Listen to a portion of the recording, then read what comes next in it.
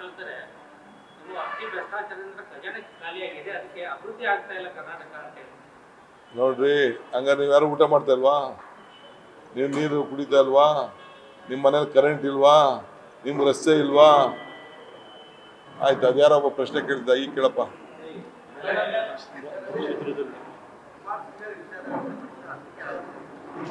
ವಿಷಾದ ವ್ಯಕ್ತಪಡಿಸಿದ್ದಾರೆ.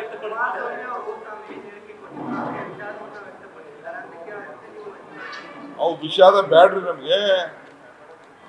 ಮರ್ಡರ್ ಮಾಡ್ಬಿಟ್ಟು ವಿಷಾದ ಸಾರಿ ಅಂತ ಹೇಳಕ್ಕಾಗ್ತದ? ಏಟ್ ಹೊಡೆದ್ಬಿಟ್ಟು ಸಾರಿ ಅಂತ ಹೇಳಕ್ ಇದು ಅವ್ರ ಕೆಲ ಏಟ್ ಹೊಡೆದು ಕಪಾಲು ಹೊಡೆದ್ಬಿಟ್ಟು ಈಗ ದಬಾ ದಬಾ ಅಂತ ಹೊಡೆದ್ಬಿಟ್ಟು ಸಾರಿ ಅಂತ ಹೇಳ್ಬಿಡ್ರೆ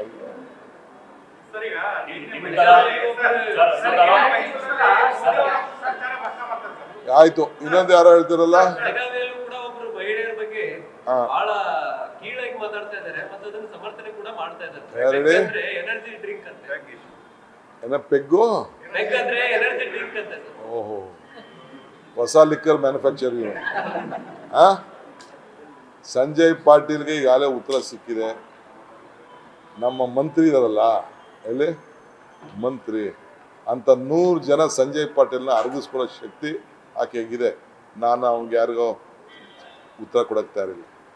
ಹೆಣ್ಣು ಮಕ್ಕಳಿಗೆ ರೇಟ್ ಫಿಕ್ಸ್ ಮಾಡ್ತೀರಿ, ಕೆನ್ನೆನ್ ಹಾಕ್ತೀರಿ ಅಂತ ಆರೋಪ ಮಾಡ್ತಾರೆ ಸರ್ ಕುಮಾರಸ್ವಾಮಿ. ತಾವು ಕೆನ್ನೆನ್ ಹಾಕ್ತೀರಿ, ಹೆಣ್ಣು ಮಕ್ಕಳಿಗೆ ರೇಟ್ ಫಿಕ್ಸ್ ಮಾಡ್ತೀರಿ ಅಂತ ಆರೋಪ ಮಾಡಿದ್ದಾರೆ ಸರ್ ಕುಮಾರಸ್ವಾಮಿ.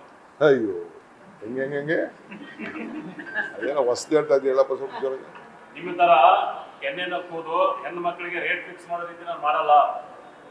ರೇಟು ನೀವು ರೇಟ್ ಫಿಕ್ಸ್ ಮಾಡ್ತೀರಂತೆ, ಕೆನ್ನೆನ್ ಹಾಕ್ತೀರಂತೆ. ಯಾವ ರೇಟು? ಹೆಣ್ಣು ಮಕ್ಕಳಿಗೆ ರೇಟ್ ಫಿಕ್ಸ್ ಮಾಡ್ತೀರಿ. ಅದ್ಯಾವ ಸ್ವಲ್ಪ ಹೇಳ್ಬೇಕಲ್ಲಪ್ಪ, ಯಾವ ರೇಟು ಅಂತ.